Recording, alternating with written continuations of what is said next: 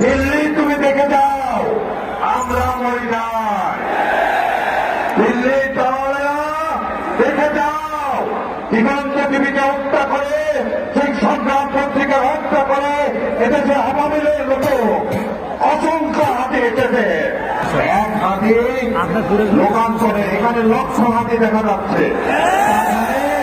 হাতিদের মৃত্যু নাই। বিসমিল্লাহির রহমানির রহিম।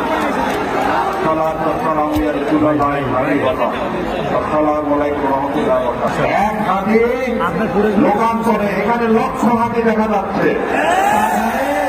হাতিদের মৃত্যু নাই, এই আদর্শের মৃত্যু নাই।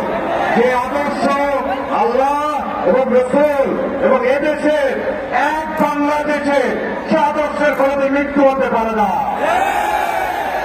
দিল্লি তুমি দেখে যাও, আমরা মরি নাই।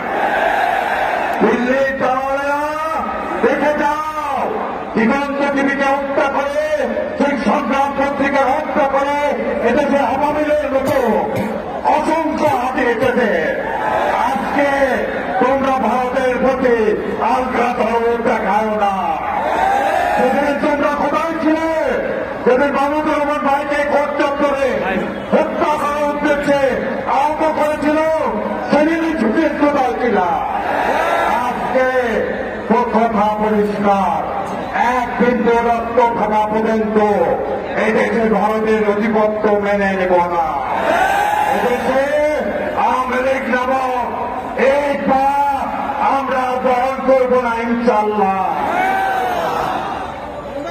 এই আজাদি আমাদের এই মুভমেন্ট, আজাদি মুভমেন্ট। আজাদি মানে আমরা স্বাধীনতা ৭১ একটা মানচিত্র পতাকা পেয়েছিলাম। আমরা আমাদের স্বাধীনতা পাইনি, সেই জন্য পাশের দেশ থেকে এসে গুলি করে আবার আমার ভাইকে রক্তাক্ত করে নিহত করে চলে যায়। আর অসভ্য সরকার তাকে আজ পর্যন্ত ধরতে পারে না। এই সরকারের স্বরাষ্ট্র উপদেষ্টা এবং আইন উপদেষ্টা এদের পদত্যাগ করা উচিত। যদি না পারেন দেখে যান, এই লক্ষ জনতা এদেশকে পাহারা দেবে ইনশাল্লাহ। ইনসাফ জিন্দাবাদ। হাতে মরতে পারে না, তাদের জন্য আমরা আছি।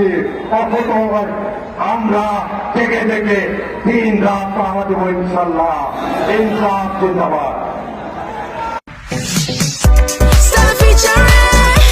Next level, well done, side by side, Fridge.